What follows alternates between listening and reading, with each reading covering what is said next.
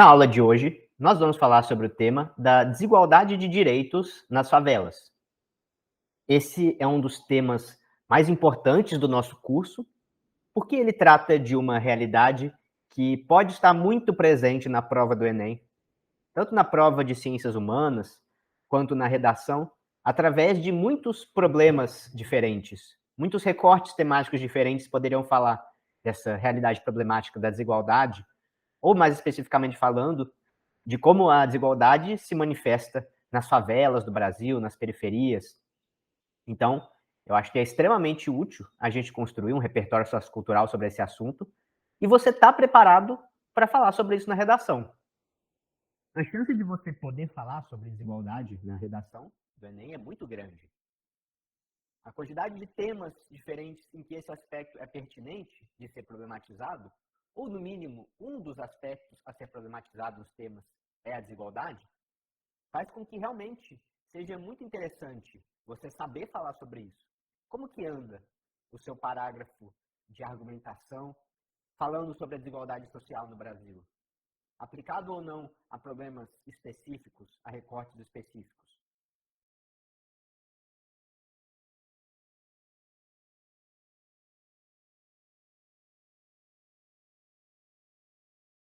Já sabe que, depois dessa aula, você já tem que ter um princípio, pelo menos, de um parágrafo de argumentação falando da desigualdade.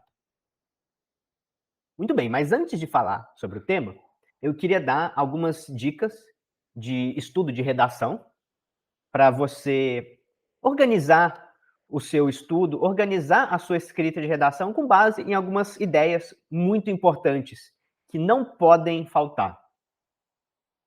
Pessoal, a gente poderia dividir, inclusive do ponto de vista dos critérios de correção do Enem, a redação em 3 dimensões prioritárias que você precisa sempre revisar e que você precisa dar atenção na hora de planejar o seu texto e na hora de reler e procurar aprimorar, procurar quaisquer erros que esteja faltando você corrigir.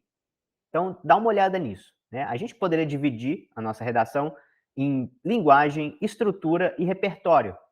Os 3 aspectos aos quais você deve atentar, que são pilares da correção da sua redação, são a linguagem, a estrutura e o repertório.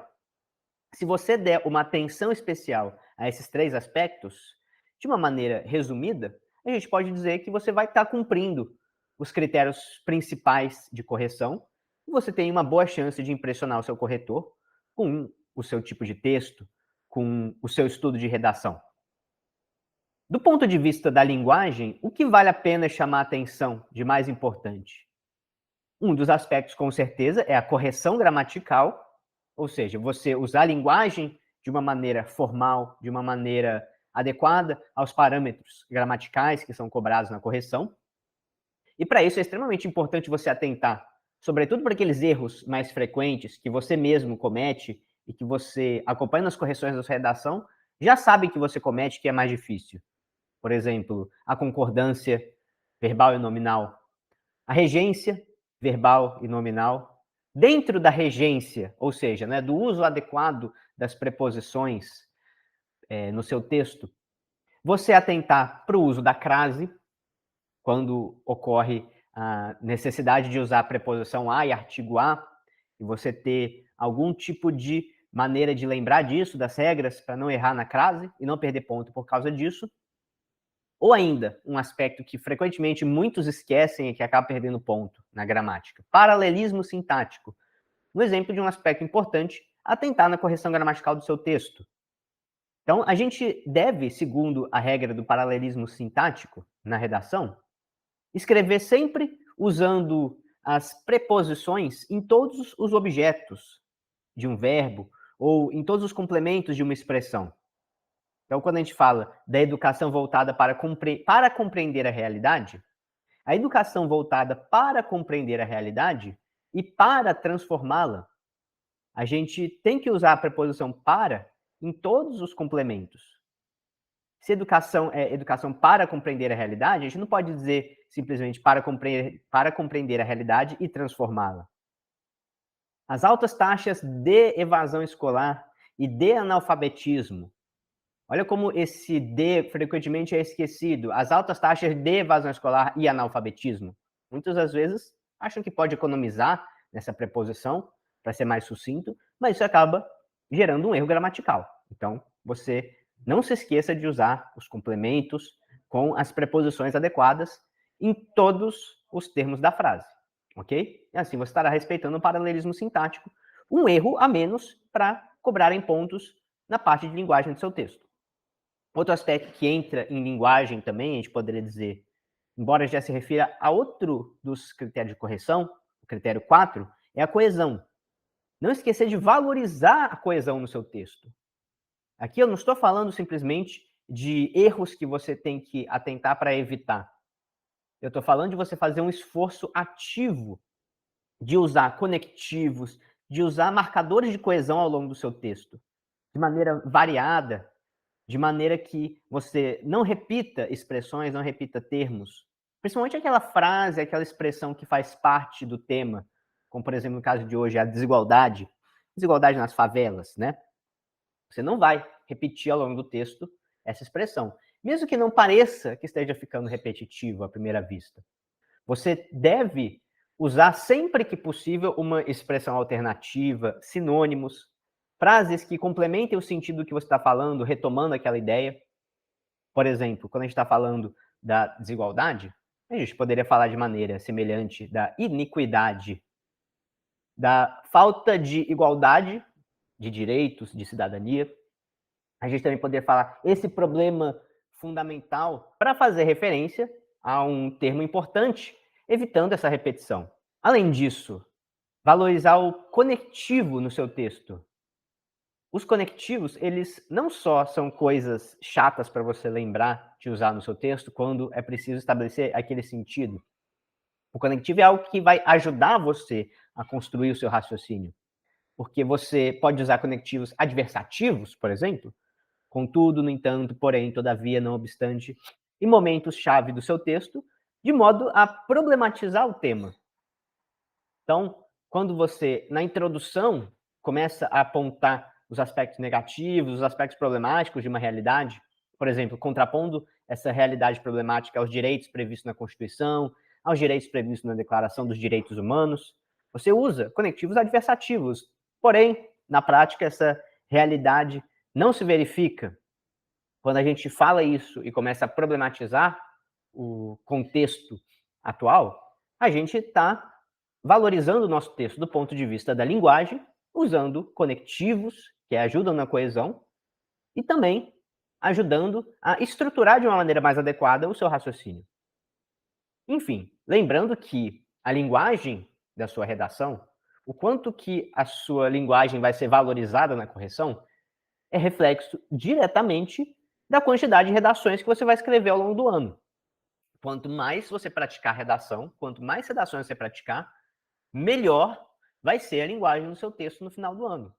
Toda certeza, né, a quantidade de prática que você acumular vai se refletir no seu texto, sobretudo na linguagem dele. Muito bem. Então, além da linguagem que a gente tem que atentar ao revisar, ao corrigir o nosso próprio texto, vale a pena ressaltar a presença da estrutura do texto. E estrutura não quer dizer simplesmente que você tem que seguir um modelo pré-estabelecido obrigatoriamente e que você vai ser avaliado de acordo com seguir esse modelo. Não existe isso no Enem. Porém, o Enem valoriza que o aluno ele crie um raciocínio organizado, seguindo alguns passos desse raciocínio, como, por exemplo, começo, meio e fim, introdução, desenvolvimento e conclusão. Dentro de cada parágrafo, você estruturar, organizando seu raciocínio dessa maneira, também é algo valorizado. E isso pode ser feito através de alguns recursos que você vai trabalhar, que você vai estudar. A gente já trabalhou com alguns raciocínios, sobretudo no parágrafo de introdução, que talvez você já tenha percebido que serve para você escrever redação constantemente, tendo em vista que muitos temas diferentes que podem ser abordados falam de aspectos dessa realidade, aspectos da existência de direitos, por exemplo, da garantia de uma cidadania, de uma democracia na Constituição brasileira, ou na Declaração Universal dos Direitos Humanos. Contudo, no entanto, isso não é observado na prática, tendo em vista que muitas realidades, como por exemplo a desigualdade nas favelas, mostram uma não observância desses princípios, desses direitos fundamentais, dessa cidadania. Olha só, né? A gente está com isso fazendo um raciocínio estruturado na redação. O nosso objetivo com o curso é também de praticar esse raciocínio estruturado de maneira a facilitar o seu trabalho de escrita da redação ao longo do ano, na hora da prova. Então, vale muito a pena você praticar e aprimorar a estrutura do seu texto, aprimorar o raciocínio estruturado que você faz na redação. Um último aspecto que vale muito a pena ressaltar na redação e que você deve usar e praticar extensivamente é o repertório sociocultural. Com toda certeza, junto com a linguagem, junto com a estrutura do texto, o repertório da sua redação é um dos pilares do seu desempenho. E eu espero que depois desse curso seja excelente. Afinal de contas, esse repertório, essa estrutura, esse treinamento de linguagem que a gente faz tem sido muito efetivo, tem dado excelentes resultados na prova. Então, vale muito a pena você utilizar essas ideias para aprimorar o seu estudo de redação. Então, observe, por exemplo, a pertinência do repertório coringa na redação.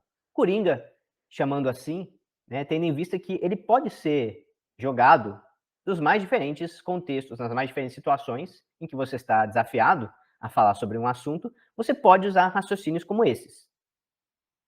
Isso não é algo novo que a gente está inventando aqui nesse curso, mas sim algo que a gente pode ver estudando todos os anos as redações nota 1000 que são aprovadas pelo Enem, que são divulgadas como exemplos de redações que cumpriram todos os requisitos da banca do Enem, a gente pode perceber exemplos de redações com repertório coringa.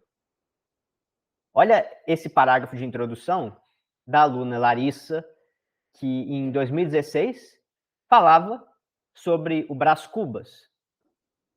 Olha só, Brás Cubas, o defunto autor de Machado de Assis, diz em suas memórias póstumas que não teve filhos e não transmitiu a nenhuma criatura o legado da nossa miséria.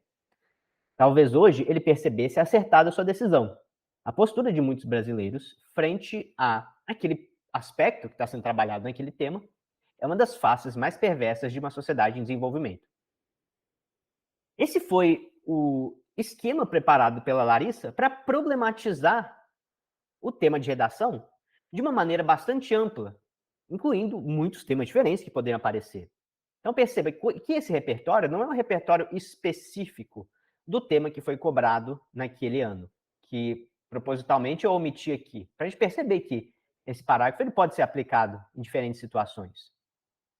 Então, a gente pode perceber que o nosso repertório ajuda a gente a estruturar, a iniciar o nosso raciocínio na redação. É isso que a gente vai tentar praticar aqui. Assim como a gente pode falar de alguns repertórios socioculturais que são amplamente aplicáveis, que são um repertório coringa ao mesmo tempo, mas que acabam também sendo mais direcionados para alguns aspectos da realidade que têm boas chances de serem cobrados. E aí a gente usa esses repertórios e pratica eles extensivamente na expectativa de poder falar sobre esses aspectos da realidade na nossa redação, qualquer que seja o tema que o Enem vai cobrar. Por exemplo, criticar a falta de políticas públicas do Estado para combater problemas sociais que estão sendo abordados naquele tema. Esse raciocínio, com certeza, pode estar muito presente. Em quantos temas diferentes a gente não poderia falar que um dos aspectos problemáticos a ser modificado, inclusive, pelas propostas de intervenção, é a falta de políticas públicas, a falta de uma atuação adequada do Estado naquela área. E ao constatar que a atuação do Estado é um problema pertinente da realidade, a gente pode lançar mão do repertório do Estado patrimonialista, segundo Raimundo Faoro. Hoje a gente vai tratar um pouco mais sobre esse repertório, vendo mais uma vez ele ser aplicado em um contexto diferente, evidenciando para nós que vale a pena a gente ter recursos como esse, a gente poder fazer uma boa crítica à falta de atuação do Estado. Outro aspecto que com certeza é útil na redação, como um repertório sociocultural coringa, mas também bem direcionado, é relacionar os problemas que estão sendo abordados à desigualdade do Brasil, à desigualdade histórica, herança da colonização, segundo, por exemplo, Gilberto Freire em Casa Grande Senzala. Casa Grande Senzala é uma obra antropológica do Gilberto Freire que evidencia um aspecto extremamente desigual da nossa sociedade desde a sua origem como país colonial e que continua presente até os dias atuais. Isso vai se manifestar em muitos aspectos diferentes da realidade, em muitos problemas sociais diferentes. Portanto, né, nesses temas, vale a pena a gente remeter à desigualdade histórica do Brasil, fazendo isso com um bom repertório sociocultural. Então, esse é um dos nossos pilares que, com certeza, vão ajudar a gente a ter uma estrutura bastante sólida para fazer a redação do Enem. Muito bem, então, vamos falar mais diretamente do tema de hoje. Esse tema, ele fala de um problema social que eu acho que é extremamente conhecido dos estudantes de redação e que você provavelmente já fez uma redação falando sobre esse tema ou citando esse aspecto da nossa realidade em algum tema. Apesar de ser um tema conhecido e de ser um problema explorado da realidade brasileira, principalmente para quem está fazendo redação, eu vejo dificuldades frequentes dos alunos em falarem de forma pertinente, de forma interessante, aprofundada sobre essa problemática. As abordagens, elas frequentemente atentam para os aspectos mais clichês, mais superficiais dessa realidade, e falta um pouco de repertório sociocultural para o estudante conseguir fazer uma redação realmente interessante falando do problema das favelas, assim como do problema da desigualdade. Desigualdade também é um aspecto bastante explorado na redação, mas que frequentemente ele é abordado de maneira superficial. Talvez falte, né, para os nossos estudantes conhecimento de fato sobre essa realidade do Brasil, conhecimento histórico, conhecimento sociológico, conhecimento geográfico, e que, com toda a certeza, vale a pena você aprofundar para a prova. Pode ter certeza que vale a pena você estudar esse assunto com mais atenção para a prova do Enem, esperando que ele possa aparecer de diferentes aspectos na prova de ciências humanas, inclusive na redação. E uma dica é, além do repertório sociocultural que você deve buscar e que ajude a compreender melhor essa questão da existência de problemas urbanísticos e socioeconômicos relacionados à existência das favelas, uma dica é: procure mais informação sobre isso. Eu separei para vocês uma leitura que possivelmente vai ajudar vocês nesse estudo sobre as favelas brasileiras, sobre os nossos problemas urbanísticos e sociais, que vale muito a pena você ler para se aprofundar. E aqui fica como uma leitura complementar, né? Uma leitura que ajude você a compreender de uma maneira geral esse problema, para a sua vida e para a prova também. É um artigo do IBGE, ou seja, né, de uma agência dedicada ao estudo social, político, econômico, demográfico do Brasil e que, portanto, tem muita propriedade para falar sobre o assunto.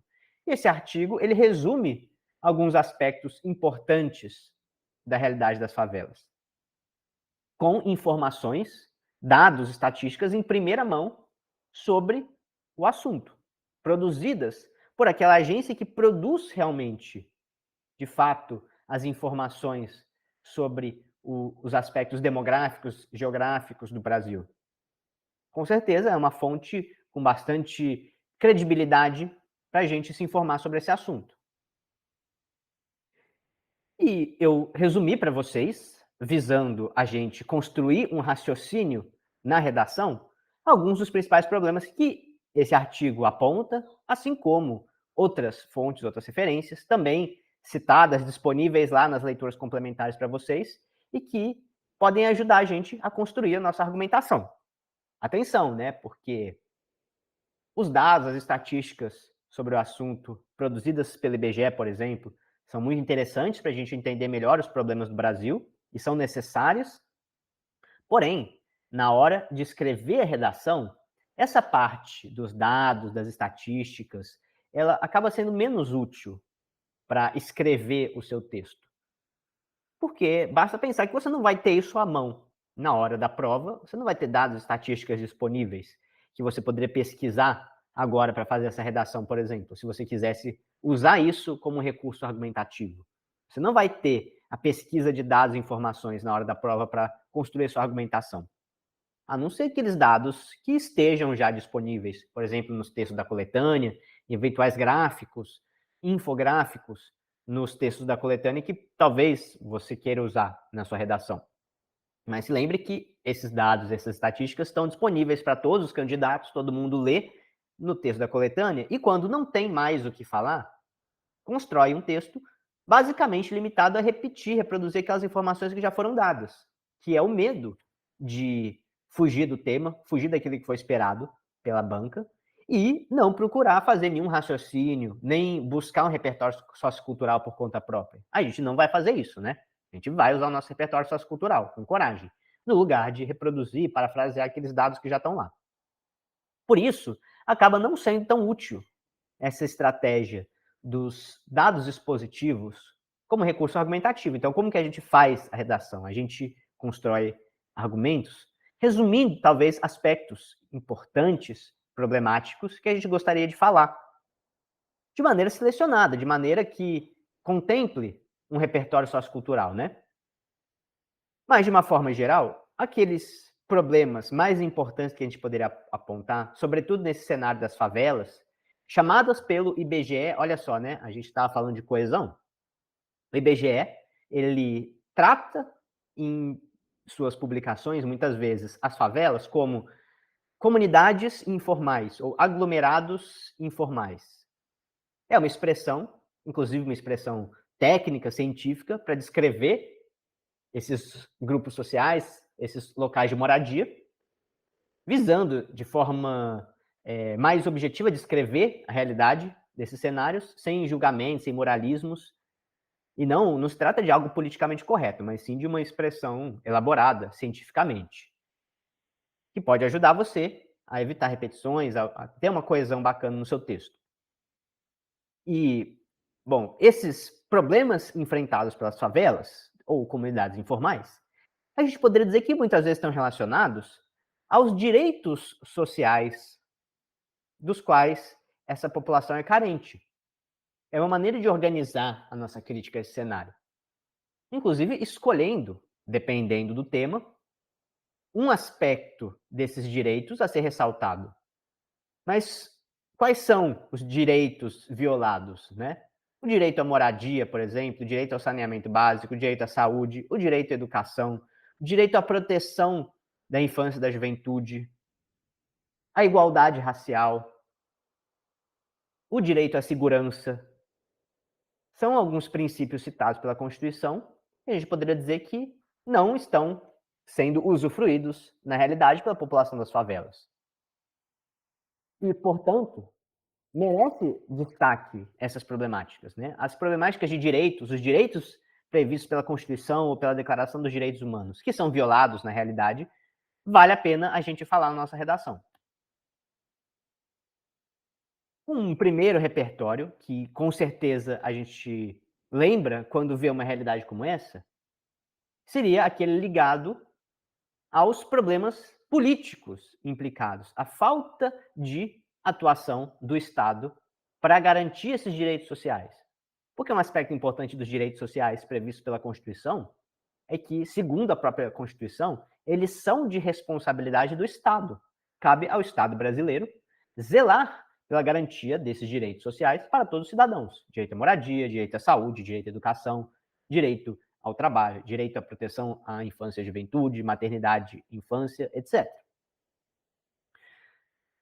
Porém, no entanto, contudo, na prática, o Estado acaba não garantindo esses direitos, não agindo de forma a que todos tenham os seus direitos respeitados. Devido a isso, a gente pode, em temas que citem essas problemáticas, falar sobre a responsabilidade do Estado nesse sentido, da omissão do Estado, muitas vezes, em agir em favor desses direitos. E uma maneira não clichê de falar sobre a falta de atuação, a falta de responsabilidade do Estado, é falando da existência de um Estado patrimonialista no Brasil. O nosso repertório Coringa, privilegiado, porque ele realmente ajuda muito a problematizar a realidade do Brasil e ele aponta um aspecto muito importante da nossa realidade. O Brasil tem como característica política principal, segundo Raimundo Faoro, em Os Donos do Poder, a existência de um Estado patrimonialista, um Estado autoritário que coloca os interesses pessoais dos governantes acima dos interesses coletivos, acima do interesse da população, acima da democracia, portanto. O Estado patrimonialista é aquele que usufrui de uma série de privilégios privados. A classe política detém um grande privilégio social e um grande poder político, porém, utiliza esse poder político, esse privilégio social, de maneira a usufruir apenas, exclusivamente, de regalias, de privilégios. E não cria políticas que façam com que o Estado atenda às necessidades da população. A exemplo da falta de direitos histórica que vive a população das favelas. A população das favelas não tem acesso a uma atuação do Estado que vise atenuar a desigualdade social, que vise reduzir o sofrimento da população, a falta de recursos básicos, a falta de cidadania. Isso, embora a Constituição brasileira tenha garantido uma série de direitos, embora esteja escrito na Constituição que o objetivo daquele texto, o objetivo dos princípios promulgados na Constituição e o objetivo do Estado brasileiro, desde esse pacto democrático, é o de atuar para reduzir a desigualdade no Brasil. A Constituição disse que ela serve para reduzir a desigualdade, para combater os efeitos da desigualdade. No entanto, a política não age nesse sentido. As favelas são locais em que o acesso à saúde, o acesso à educação, o acesso ao trabalho, o acesso à moradia são extremamente dificultados, historicamente. E uma das causas disso, a gente poderia dizer que é a existência de um Estado indiferente às demandas, às necessidades, indiferente à própria realidade da população. Com isso, existe um grande prejuízo à democracia brasileira. Com isso, existe um grande prejuízo a um dos pilares da democracia, que é a igualdade.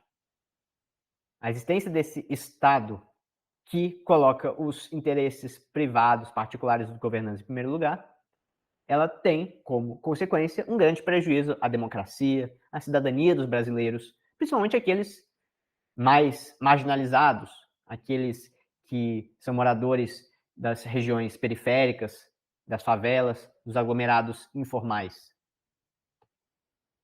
Muito bem. Um outro aspecto que o IBGE ressaltou com os seus dados, as informações, e que valeria a pena a gente falar num tema como esse, é a questão racial relacionada com a desigualdade, com essa desigualdade urbanística que representa a existência das favelas e de uma grande população no Brasil que reside nas favelas.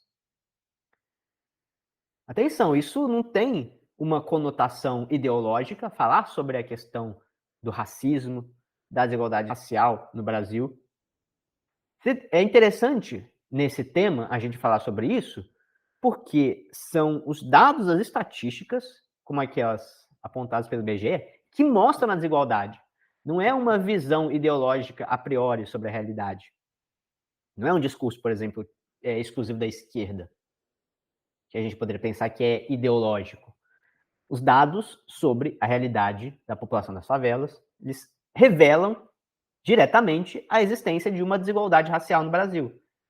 Mostram os sintomas da desigualdade racial. E aí eu reuni aqui, para vocês, alguns desses aspectos apontados pelo IBGE que são altamente indicativos de uma desigualdade racial crônica, estrutural no Brasil. Por exemplo, a questão da distribuição de renda.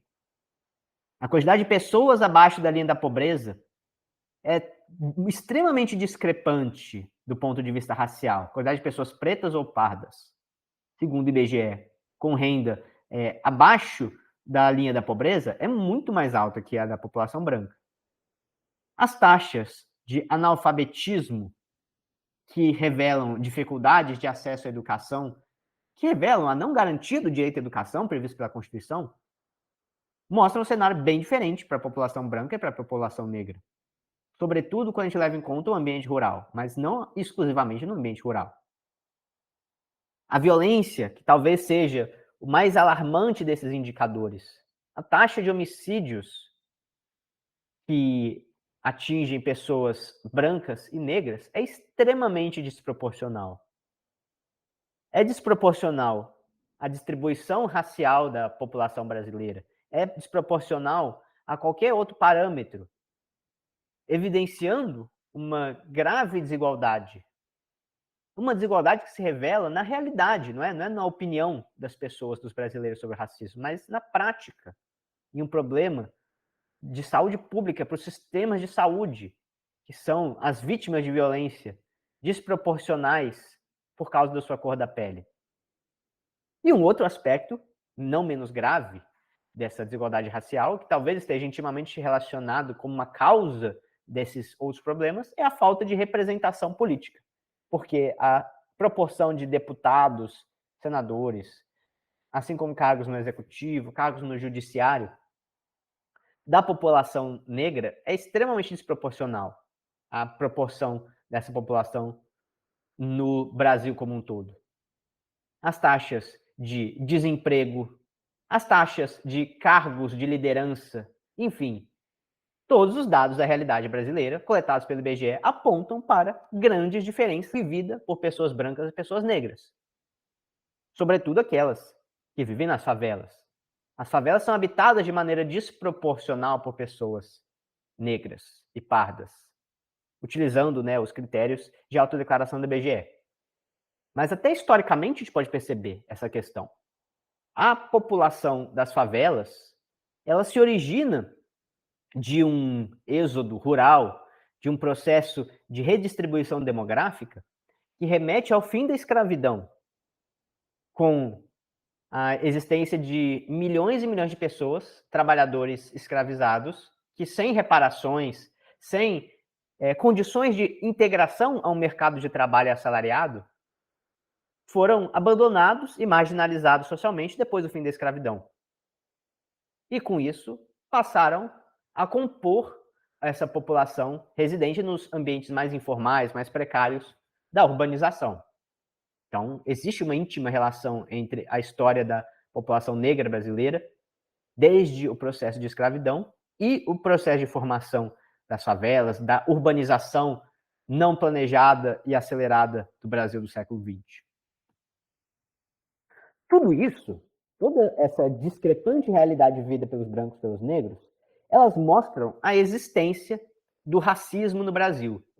Para aqueles que dizem que nós não somos racistas, o Brasil não é um país racista, ou que o racismo não existe, ou ainda que é melhor não falar no racismo para que ele deixe de existir, para esses tipos de pensamento, a gente tem um contraponto, que é o fato de aspectos racistas da nossa realidade estão evidentes na prática, nos indicadores das condições de vida, na economia, nos indicadores econômicos, nos salários, nos índices de renda da população, nos ambientes de moradia, no acesso aos direitos, no acesso à política e à representatividade no Estado. Nesses aspectos da realidade, a gente não tem como dizer que não existe racismo. O racismo está presente de forma estrutural na sociedade. Mesmo que todos digam que não são racistas, o racismo não deixa de existir.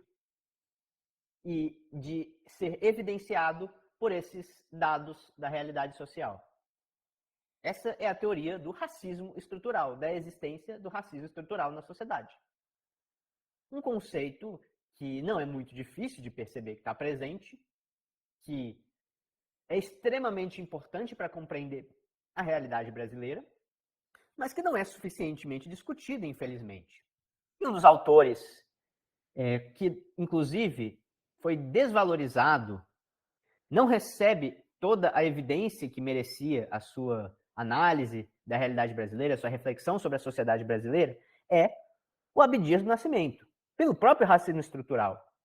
Um filósofo extremamente original, que trouxe para o Brasil uma reflexão importante no século XX, na universidade, na academia, mundialmente, essa reflexão crítica à colonização, essa reflexão crítica ao racismo legitimado pelas instituições sociais, ele criou algumas teorias importantes sobre o Brasil. E a gente pode citar Abdias do Nascimento ao criticar o racismo estrutural no Brasil. O que essa teoria mostra é que realmente, mesmo que todos os brasileiros digam que não são racistas, a gente pode perceber a existência do racismo de uma maneira estrutural na sociedade. E ele está presente na desigualdade de condições de vida do ponto de vista econômico. A gente pode perceber o racismo estrutural na dificuldade que as pessoas negras têm de acessar postos de liderança no mercado de trabalho, na academia, na política, na representatividade junto ao Estado, junto ao poder. Tudo isso evidencia que negros e brancos não têm as mesmas condições. Uma desigualdade do ponto de vista racial. E Abdias do Nascimento remonta esse racismo estrutural à existência de uma sociedade escravocrata. E a não existência de uma reparação, até mesmo de uma reflexão sobre esse passado escravocrata. Então, esse é um argumento histórico. O racismo mascarado na sociedade, enraizado na sociedade, nos seus costumes, nos seus valores, nas suas estruturas sociais, ele remete ao processo de escravidão. Ele é consequência de uma história escravocrata não superada, não resolvida desde então. Até hoje, a maior parte da história brasileira, ela foi marcada pela escravidão. A gente ainda não superou essa herança. E décadas se passaram sem que isso tenha sido suficientemente problematizado e combatido. Portanto, a gente percebe a existência ainda de estruturas sociais racistas no Brasil, que se evidenciam, por exemplo, na desigualdade de condições de vida entre brancos e negros, que se evidencia na realidade vivida pelos moradores de favelas, de periferias urbanas, de regiões rurais, em que a maior parte da pobreza acaba sendo vivida pelas pessoas negras ou pardas. Portanto, vale muito a pena você fazer um parágrafo criticando a existência de um racismo estrutural, descrevendo esse racismo estrutural ao longo da história brasileira, como uma herança da história brasileira, e relacionando isso com os problemas atualmente vividos pela população mais pobre, pela população das favelas, predominantemente negra. A existência de uma sociedade racista também remete, como nós vimos na última aula, vamos aproveitar esse repertório sociocultural falando do Gilberto Freire, de Casagrande Senzala. Casagrande Senzala é uma obra que aponta para a origem da desigualdade social no período colonial brasileiro. É um livro que descreve uma sociedade marcada por uma extrema desigualdade. Essa expressão Casagrande Senzala, ela poderia, inclusive, ser utilizada como uma metáfora da desigualdade brasileira. No fundo, toda a desigualdade social, claro que isso é uma teoria, é uma maneira de interpretar o Brasil, que está muito presente em muitos autores que consideram que realmente essa é a contribuição mais importante para a nossa desigualdade. A desigualdade brasileira, no fundo, ela remete a essa desigualdade racial representada pela Casagrande Senzala. Ao pensar na desigualdade social do Brasil, pense na existência da Casagrande Senzala. O livro do Gilberto Freire não é um livro que aponta os aspectos econômicos dessa realidade, que faz uma análise política e sociológica desses problemas da desigualdade. Mas sim, é uma obra que descreve etnograficamente, antropologicamente, a vida das pessoas no Brasil rural do período colonial, em que a Casa Grande, com seus privilégios, com a sua concentração de poder político, econômico e social, se contrapunha ao sofrimento das senzalas, da população escravizada negra. E essa submissão da população negra como trabalhadores escravos para a Casa Grande está por trás dessa desigualdade estrutural que nós herdamos do período colonial. E a gente pode usar, então, o Gilberto Freire para remeter a esse contexto desigual originário dos nossos problemas atuais. Isso, inclusive, porque esse repertório ele é extremamente valioso até os dias atuais para nós compreendermos a nossa realidade. Então, ele é amplamente citado, ele pode ser amplamente citado nos mais diferentes temas. É um exemplo de repertório que está bastante presente nas redações nota 1000 do Enem. Entra ano e sai ano, e frequentemente a gente tem redações nota 1000 que citam Gilberto Freire e Casagrande Senzala. E não é um tema como esse que a gente poderia ficar de fora. Mais um tema que a gente poderia praticar o nosso repertório, com as suas variações também. Sabendo adaptar, né, esse raciocínio, esse repertório para os diferentes contextos. O de hoje pode ser uma boa oportunidade de você praticar esse raciocínio. Bom, pessoal, esse repertório serve para a gente problematizar a nossa redação, a gente conseguir fazer a nossa crítica aos problemas sociais do Brasil, desde aqueles apontados pelas violações da Constituição, da Declaração dos Direitos Humanos, fazendo, para justificá-lo, para comprovar esse raciocínio, análises apontando as causas históricas, estruturais desse problema. E falta apenas um repertório para a gente, além de problematizar, conseguir propor também mudanças dessa realidade. E aí eu trouxe hoje para vocês o repertório da economia solidária, um princípio que eu acho que, se você incorporar na sua redação, pode ter certeza que vai te ajudar muito a fazer propostas de intervenção interessantes, propostas menos clichês para os seus parágrafos de conclusão, assim como também para os seus parágrafos de argumentação, dependendo do contexto. Olha só, esse tema é um tema que é especial para utilizar esse repertório, porque isso tem sido apontado frequentemente para aqueles que analisam a questão econômica, principalmente a questão microeconômica envolvida nas favelas brasileiras. As favelas, elas já são exemplos de cooperação das pessoas, da existência de comunidades com relações sociais, relações afetivas intensas, organizadas, que funcionam no dia a dia das pessoas, até para que elas possam sobreviver e vencer a adversidade ligada à falta de direitos e à pobreza, através da solidariedade coletiva. A favela, como uma comunidade, como um ambiente comunitário, de uma maneira geral, grosso modo, né, a gente poderia encarar como uma grande oportunidade de aplicar princípios que utilizam a cooperação, a solidariedade, vida comunitária, como um recurso econômico, como uma alternativa para superar a falta de oportunidades econômicas. A economia solidária se refere a um princípio econômico em que os projetos eles devem envolver o bem da comunidade, desde o seu planejamento, desde a sua implementação até a sua execução e, sobretudo, os lucros, tudo seja voltado para a comunidade e não para o interesse individual.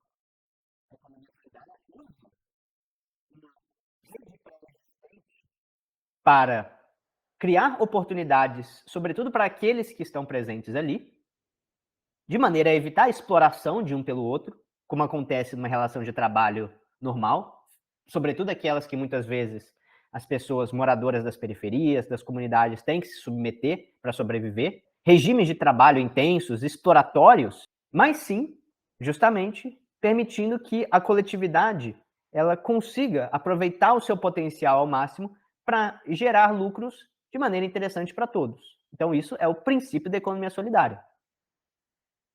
Essa ideia remete ao economista brasileiro Paul Singer, um economista dos anos 1980, já falecido, e que trouxe uma contribuição teórica importante, que foi muito explorada em projetos piloto, em projetos experimentais, mas que até hoje não se tornou uma política pública amplamente aplicada, apesar do seu grande potencial para combater a desigualdade.